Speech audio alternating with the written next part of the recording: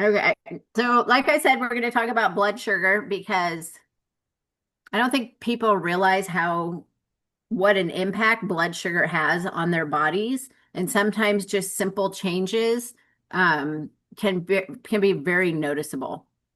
So, this is what we're going to talk about. If you guys have questions, you're more than welcome to unmute and ask, or don't put them in the chat because I won't see it. There's already questions in there for later. So, we're going to save the chat for later. But this is open conversation. So, please ask if you have questions. You don't have to pull your camera off or anything like that. I have to get this fly. Anyway, my experience started with PCOS, polycystic ovarian syndrome, which a lot of women have, which made me very curious about blood sugar because my insulin was always super high. And I know a lot of women experience that. You know, they say like women with PCOS or overweight, or they have a lot of facial hair or a lot of acne and things like that. Well, I was never overweight when I had it. I didn't have the facial hair. Well, I do now because, you know, when you get to your 50s, you have no choice. You get the goat hairs. Um, but I didn't have any of the symptoms, but my insulin was skyrocketing. It was always around 250 and it never came down, except probably when I was sleeping was the only time. And when your insulin is always up and you have insulin intolerance, you never ovulate. So from the age, how old was I? I was probably 28 to 30. I never had periods because my insulin was always up. It's got to come down for ovulation to happen. So that was, you know, what was going on with me. And it was like, well, why is this happening? And of course, the doctor's recommendation for me, which was also, I wanted to have children, which is why it took a while. And so the recommendation wasn't, this is how you got here, this is what's going on. Nobody talked about my blood sugar. All they talked about was, but your insulin's really high. And so you're going to be a high risk pregnancy, but we have to put you on metformin, which is a diabetic medicine. And I took 6 pills twice a day, huge doses of that stuff. I was sick as a dog. Anything I ate just went right through me. My insulin never really came down. It took quite a Do you while, mean about, your blood sugar? Are you meaning your blood sugar went too high? well, my blood sugar, yeah, because I was insulin intolerant. So my body Right. just constantly making. So my blood sugar, yes, was always at above like 200, 250. Okay. So metformin was the solution. However, there was never a explanation of how I got there, right? Which could have been anything. However, if blood sugar is off, so many things are thrown off in the body, and there could have been a much easier fix to the problem that I had, besides the metformin, which I did take, and I had to take it through all my first and second trimesters of my pregnancy. I was extremely high risk, and I also weighed 200 pounds once I got pregnant. So I just gained weight, and it just became a big poop show. We'll call it a poop show. So I believe also that, you know, it's a huge problem in our world today. I think everybody's having problems with blood sugar and they don't realize that that might be the problem. And sometimes it's a simple solution. Once we can understand that, you know, all these cravings and all these things that are happening, hormones being out of balance, and, you know, your sleep, your mood can be a symptom just from your blood sugar. So that's why we're talking about this. I also have another friend who's a client who came to me pre-diabetic, and she's the exact same age as me. We're about a month apart. And you know, I worked with her for a long time. She was on the protocol, everything, and we did certain things for her. And recently she started on the life shake that a lot of us are drinking. And within 2 weeks, she's like, I can tell my metabolism has changed. My blood sugar is completely under control. And she goes, and that crash of energy, she couldn't, you know, like she couldn't go to the gym. She'd have to drink coffee in the afternoons, even just to be able to work out. And she's like, all of that is gone just simply from a protein powder because it's controlling her sugar. You know, and I'm like, I've been asking her to try that for probably 9 months. It's taken me 9 months. And after 2 weeks, she's like, okay, I get it. I'm hooked. You know, like enough said. So now we're able to back off some of the other things that we were doing to try to control her sugar because now her body's like, I got it. Let's go. So I want to talk about it because it's coming up a lot. And I think it's something we all need to kind of understand. And yes, I understand like I don't want to live on supplements my whole life and protein powders. However, I do have to get my protein in. And it's a help when your body needs something that you're not getting. You have to have it. It's like putting gas in your car. You can't not have gas in your car.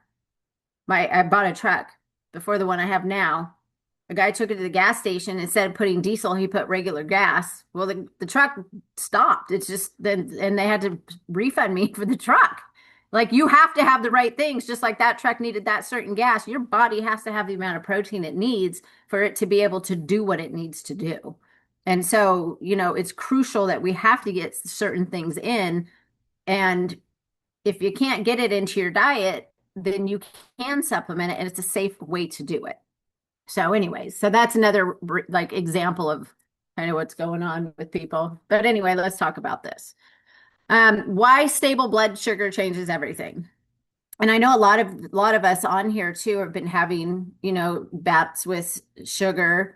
Most people think, oh, I'm diabetic, or, I have fatty liver, whatever, and they think that only happens to people that are more overweight, and it is not the case. It actually happens to people that are extremely underweight as well, that they're constantly in this state of spike. And so it can be any body, any size, anything. So it doesn't only matter if someone is diabetic. It matters for every single one of us. No matter who you are, you have to watch your blood sugar. Like, who was it told me? One of our clients told me recently. I don't know if she's on here. Let me see. I'll ask her if I can talk about her. I won't say her name, but anyway, let's just say her name is Banana. And she told me recently that she put on a controlled glucose monitor, and she's been watching it, and she's like, I cannot believe how high my sugar is. And then when she goes to sleep, it drops down to like 59, super low. So she's going up and down like this, and she's like, now it all starts to make sense. So even if you've never worn one of those, if you're curious, get one, because it's very eye-opening as to what's going on with your body. And then you can go, I can drink this protein thing and go, oh, my sugar only went up to 105. Well, that's fantastic. Versus eating a bowl of pasta and it's spiking up to like 179, because then there's going to be this pew crash right afterwards. So if you've never tried one, I recommend it. I think it's good for us to have knowledge about our body and how it's communicating to you. There is one that you can get on like Amazon that you don't have to have a prescription for. So if you're interested in that, we'll share that with you later on. But blood sugar instability can affect every system of the body, whether it's your energy, your hormones, your mood, sleep. Like I said, she crashes when she sleeps, and she wakes up and she's like, because you get all shaky. It can have an effect on your inflammation. Every craving you have can be connected to your blood sugar. Definitely your metabolism, and then how your brain functions. So your body's trying to constantly keep it in a safe range. Your body will always make 50 grams of glucose daily, no matter what. So you're always going to be in a safe range, because your glucose protects your brain. So your body's always going to be making it. But then when we have something like overriding it is when we can have all these different, symptoms and irritabilities and inflammations and cravings, and all the things start to happen. When the blood swings too high or even too low, this is when the body flips out and goes into stress mode, which then that ripple of constantly stress mode, maybe regular stress mode, whether it's high or low, that's what starts to create this metabolic chaos that happens in the body. So does anybody know what your blood sugar actually does? Well, I kind of just told you one thing it does. But if you know, every cell in your body is going to rely on energy production, right? Glucose is your primary fuel source for that. So we have to have it. Your brain relies on it, your muscles rely on it, your nervous system relies on it, your hormones absolutely rely on it. And I don't know anybody whose hormones are 100% in balance. If you find them, you send them my way. Okay? That's the contest. The problem is not the glucose itself. The problem is these chronic spikes and the crashes. So, has anybody felt when your blood sugar rises super fast? in your body, what it might feel like? You have, Laura, haven't you? Yeah. You can talk about it if you want because you have the experience, whereas most people don't have that experience. You can unmute. We can't hear you. You're not muted. Can you There we hear me go. Yeah. now? Okay. Yeah, so I have a little monitor thing right now. Uh-huh. You can see Mm-hmm. it's currently at Mm-hmm. 191, Mm-hmm. which is kind of high, but Mm-hmm. it's gone all the way up to 400. Holy It Toledo. stops going up at some point. So how do you feel when your sugar goes that high? Oh, just anxious, nervous. Unstable. Yeah, very unstable. Yeah, your But it's energy even becomes worse when it unstable. goes way down, when it crashes down. That's very scary. Yeah, you feel lightheaded like that. I've experienced that. I've never experienced it going high because for me, mine was always high. So Yeah. I stayed there. I was irritable. But the other thing is like there's, what they call moon face. Like somebody's head gets kind of round. And that's because of all the inflammation that actually starts to increase when the sugar starts to spike up that high also. Your also cravings start to get really severe, lots of Yeah. cravings, and then our fat starts to store on our bodies. So the opposite is then the crash. This is when people feel very shaky, anxious, I think is both. Um, Different kind of anxious though. The anxious when you're crashing is more like paranoia anxious, I Yeah. think, versus like, ooh, not sure what to do with yourself anxious. Um, Also, when it crashes, people get super irritable, super dizzy. I used to almost pass out a lot, which is not good. And then you get hungry quickly after you've already eaten and not very long ago. So your body just puts itself into a stress response, and sometimes the body will learn to stay in that stress response. In fact, Shannon and I were just talking about that stress response and how the cells kind of remember that. So this is where the blood sugar starts to become that roller coaster. Um, and a lot of times, I don't think people really realize what's happening in their bodies, which again, get the monitor, check it out, see what's happening in your body.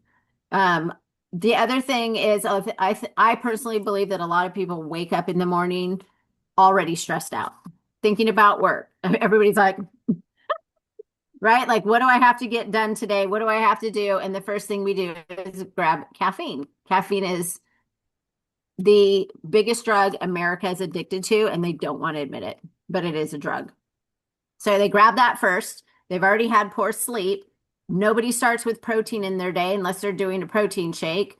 And then our chronic stress affects the way our hormones are. So we start in this state, and then we already have this blood sugar roller coaster. And then again, not only do we do caffeine, but we grab the super Starbucks when people, I'd like to have the tall venti with the 5 shots of this and the honey syrup. Don't give me the real honey. Give me the honey syrup with cinnamon fake. I mean, the list goes on, which does not help. We grab pastries, cereal, or even processed carbohydrates, and then we wonder why our bodies aren't functioning correctly. I mean, you guys seen these things on Starbucks, like YouTube, how they order these drinks, and you're like, huh? Like, what are you even saying? They have their own little tiny menu. Anyway, so this is what can make our blood sugar spike. We should not be having these things first thing in the morning, and then we wonder, like, honestly, I believe, with some people whose sugar goes down so low when they sleep, it's because it's the only time their body can, because they're not getting all the processed foods, all the sugars and the caffeines and like the energy drink. That poor girl that was just on the news who drank an energy drink and she died from it, and her family's like suing the company. Like we should not be having these things. Okay. Then your body starts to release the insulin to bring it back down. So hopefully, Laura right now, maybe her body's making a little insulin to let's bring that sugar level back down. Then the crash happens. So it's constant, right? It's like, here, 2-year-old, here's a lollipop. Nope, you can't have it. Here's your lollipop. Nope, you can't have it. And the baby, and then, ah! It's kind of the same thing that's happening in the body. Okay, where was I? So this is how these like anybody's noticed if you go have like a big breakfast meal and then, maybe you're not used to eating breakfast, but then you go have a breakfast and then 11 o'clock hits and you're like, I'm so hungry, right? It's extremely common. Then people say, well, I'm just not going to eat breakfast because then I can just starve myself to like one or two, which I don't think that's healthy either. But this is why we start to see these things because we're not starting with the healthy things first anyway. So we start to have more cravings, more snacking, which then leads to fatigue and the brain fog, and then mood swings, which are fun for everybody. And then your energy starts to crash again. So it just becomes repetitive. I personally don't think people are lacking the willpower to be able to change this. I think your body's stuck in a biochemical roller coaster.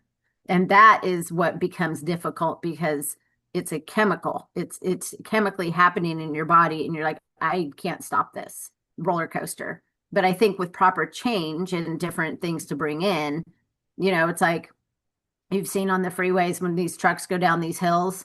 Well, eventually we can slow everything down on our own, but sometimes you're going to have to slam into that thing to stop that truck. You know what I'm saying? That's another fine analogy. Okay, let's talk about hormones and blood sugar. Why the body does not separate the emotional stress from the physical stress? Well, you can't, I mean, you can't heal on a physical, mental, spiritual level separately. Everything is combined, and mental is a big, huge part of that. So our body doesn't separate the emotional from the physical. When the stress rises, then the cortisol starts to rise. A lot of people wake up with high cortisol levels anyways. When that happens, and your adrenaline starts to rise, and then the blood sugar starts to rise. And becomes like a survival mechanism for your body. Again, just another part of this cycle. And then people start to think, well, I need a quick fix. I need some fuel.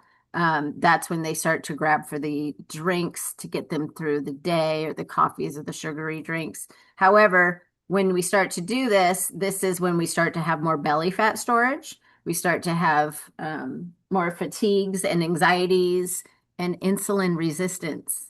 That was me. We start to have sleep problems and then hormone balance. So if you have insulin resistance, your hormones have to be out of balance. There's have to be. You can't have it. It's like peas and carrots. They go hand in hand. So the feeling of people feeling tired, but you also feel super wired. I remember I used to do the Avon walks and my blood sugar would crash. It's how long did we walk? A marathon and a half in 2 days. How many is a marathon? Runners, where are you at? I don't even remember. It was so long ago, but I 26 did miles. 26 miles. Yeah, that's right. So we did 26 the first day, and then we did 13 the next day. And we weren't allowed to run. My sugar would constantly crash. And then at the end of that, I was exhausted, but I was also like, let's go, because my body was, I mean, I'd have to eat like candy. They'd have little snack stations. And one time I passed out and hit the sidewalk. And I mean, it was insane. So that feeling of tired but wired is a real deal. And then it puts a lot of stress on the hormones, which are constantly trying to stimulate the body. So you're just kind of like one of those tops that's constantly spinning and it doesn't really know how to stop. A dysregulated nervous system often creates the unstable blood sugar. So when our nervous system is out of whack, which is very frequently, blood sugar starts to become out of whack. However, the unstable blood sugar also then dysregulates the nervous system. So you just have this loop. It's kind of like the enterohepatic loop, except it's your blood sugar and your nervous system. And it just keeps going round and round and round. All right. So here's why protein matters. And you don't have to do a protein powder. If you have the patience and the time in the morning, you can figure out another meal. You can have, I don't know how many eggs it would take, but you could have eggs, you could have steak, if you have the time for that, fantastic. Protein helps to stabilize your blood sugar because it slows down your digestion. In fact, they did some studies recently. I was reading them. I don't know who gave them to me. I think a fitness guy that I know. That if you start with a protein shake, it actually does slow down your digestion, and it takes your body. Remember, they used to say it takes your body longer to digest an apple than it does a bagel, which is 100% true. But it takes your body longer to digest a protein shake. So it keeps your body stable because it also slows down your digestion. It improves, it supports your muscle. It's going to improve or not improve, it's going to support your neurotransmitters so you feel better, and it reduces glucose spikes. So it's a fantastic way. And then, every time your sugar spikes, your body stops burning fat. So you have to wait for it to come all the way back down for then the fat to start to burn. And so it keeps it low so that you can still like burn fat and do all the things that you need to do underneath that spike. Many people undereat protein and overconsume carbohydrates. What did everybody have for breakfast today? Anybody want to tell me? Anybody have a bagel for breakfast? Does anybody buy bagels? I don't buy bagels. I No. know. Protein bar? Shackley Shake. Shackley Shake. I bet there's 12 of us on here. They're going to go, Shackley Shake. I have that every day for breakfast. One day, yeah. So just think about what you had for breakfast. If you had carbohydrates, it's not a fantastic way to start your day. It actually makes you hungry sooner so that you want to have snacks, which we don't have. I can't say that word here. The dogs go crazy. How else do you explain that word without saying that word? Anyway, you know what I mean. So it makes you hungry. It makes your energy unstable, which I also talk about these animals being unstable. It actually makes you lose muscle. So if you're going to work out and you've had something to eat like that, you're not building, you're actually losing because of what you ate. It makes you want to have more cravings. So sometimes I find that if I have to go to breakfast and eat like a meal with people, which I still try to do eggs and fruit, but it's not enough protein. When I get home, I'm actually looking for something else to eat because I don't feel full, even though I was full. So now I'm grabbing something, even like some random protein bar, and I'm like, I shouldn't be eating that. I don't even know what's in it. So more cravings, and then it slows down your metabolism on top of doing that. I feel like I have no body. Okay. So balanced meals help create steadier energy and a calmer nervous system signaling. So it keeps your body stable. And then you can actually go with that 4-4-12 eating pattern where you have breakfast, then 4 hours later you have lunch, 4 hours later you have dinner, and then you take the 12-hour break in between the meals. So breakfast, lunch, dinner, and no snacks in between that, to keep your nervous system calm and your body working better.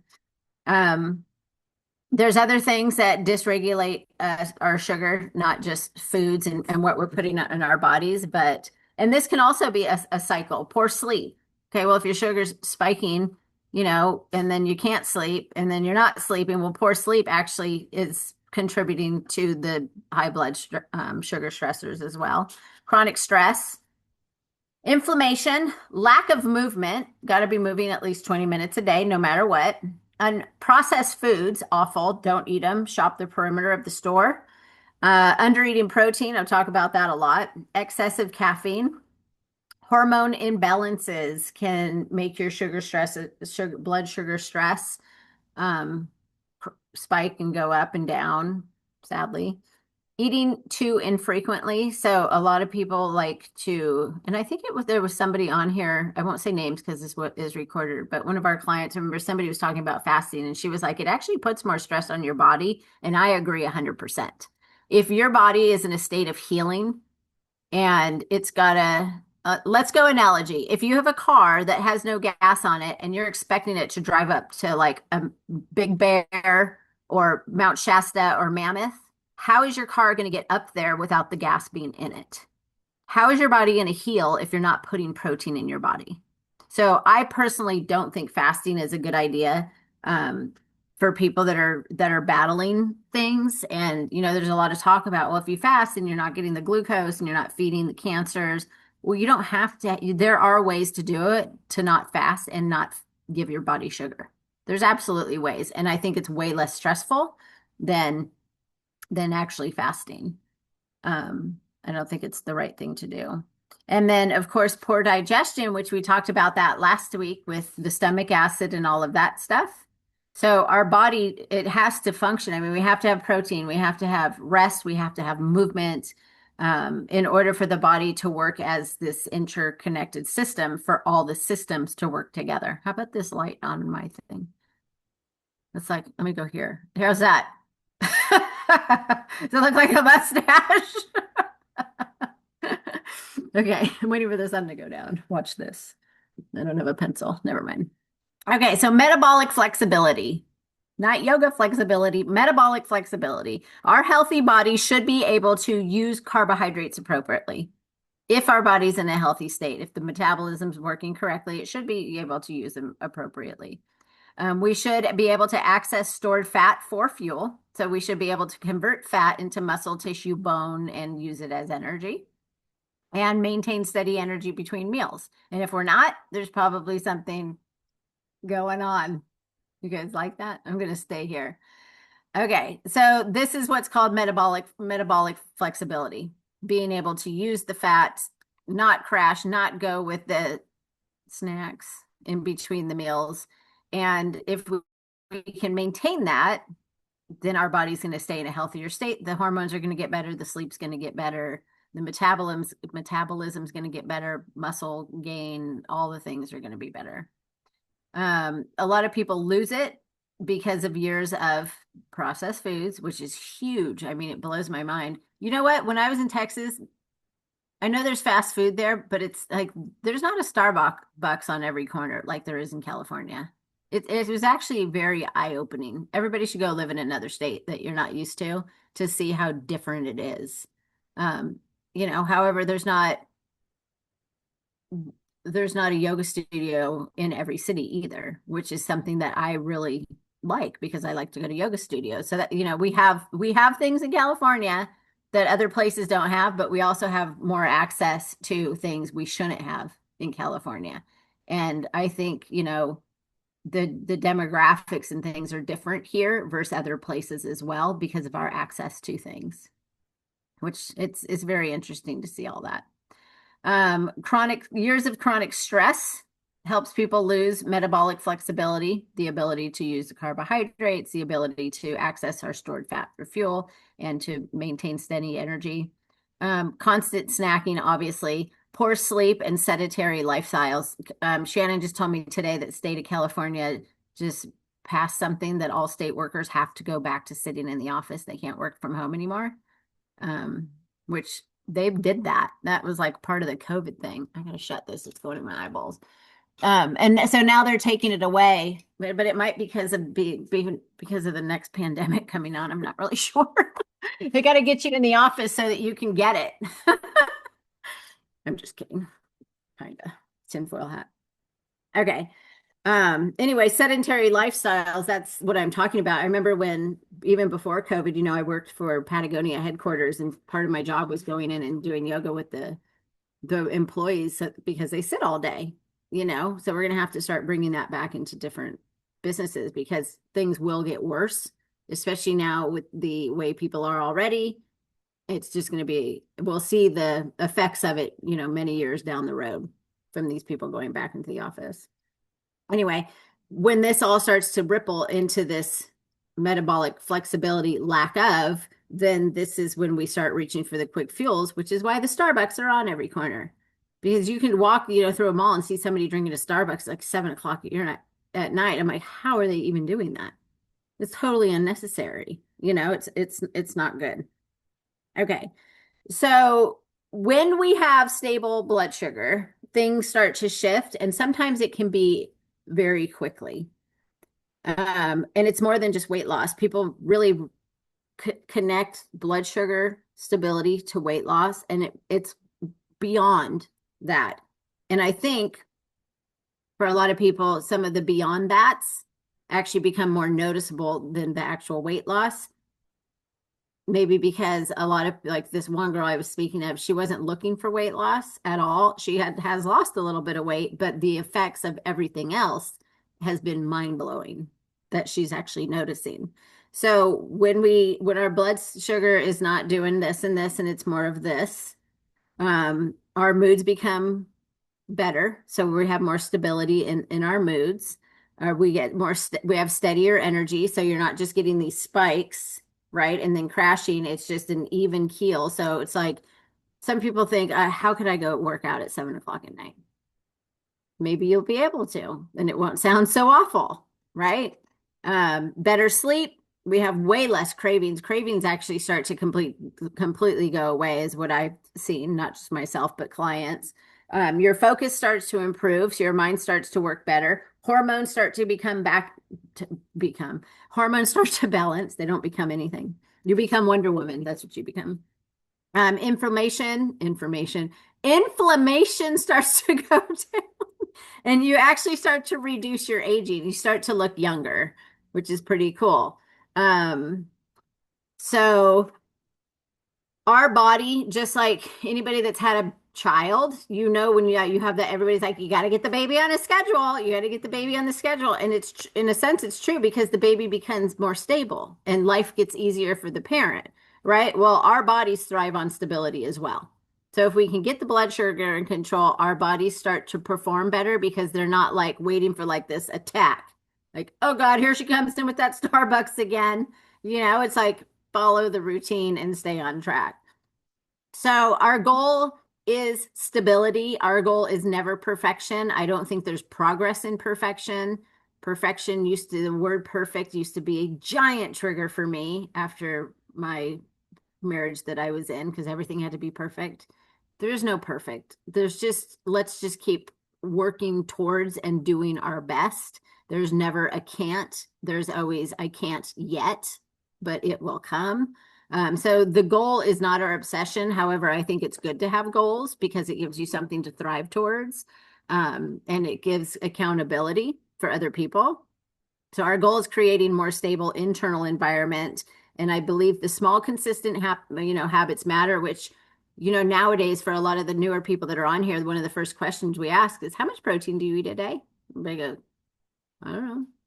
I don't think people really measure it. So it's becoming a really big pattern because having that protein daily helps you balance your meals, right? It gives you something to work towards. We know your body's going to have what it needs. It actually is what's the word I'm trying to look for? It makes what we're doing work better because your body becomes more stable. So that's why we ask all the time, having enough protein, it's also going to improve your sleep. What was I saying? Reducing stress. Anybody have the key to that? The answer? I mean, it's easy for me to look outside at somebody else and say, well, I can see what you're stressed about. I could probably go into everybody's house and say, I know what's stressing you out. This is what you need to remove. It's not easy to remove them, just like me with this thing behind me, because there's stuff all over this house. And Shannon tells me, you need to take a break. You need to go for a walk. You need to go take a yoga class. She's very good about that for me. It's easier said than done, but sometimes the done needs to happen or it's not going to get easier.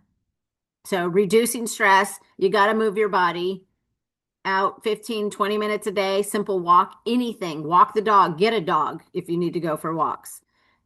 Also over working out is not a good thing either. I know people that will, I've actually being a yoga teacher for however long I've been, 24 years or whatever.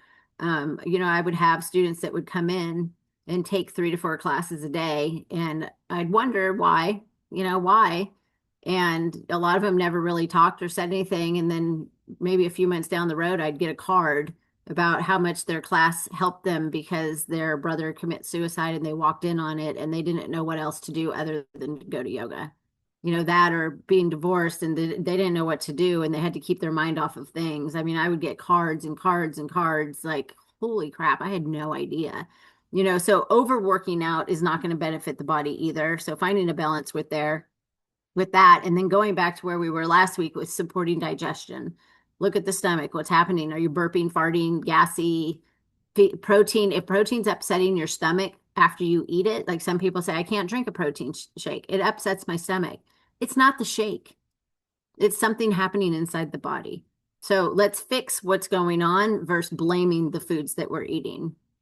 Our health has to be built through consistency. So find one thing and stick with it. Don't try to change everything all at once. Go for a 20-minute walk every day. Start there. Start with 10 minutes and then start to build on, because again, consistency is going to be better than extremes because you won't stick.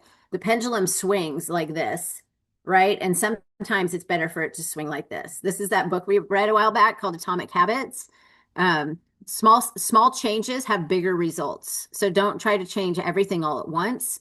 He said if you're in an airplane and you're flying to New York, if you change it 1 degree over time, well, once you get across the United States, you'll actually end up in Florida, just from the small change.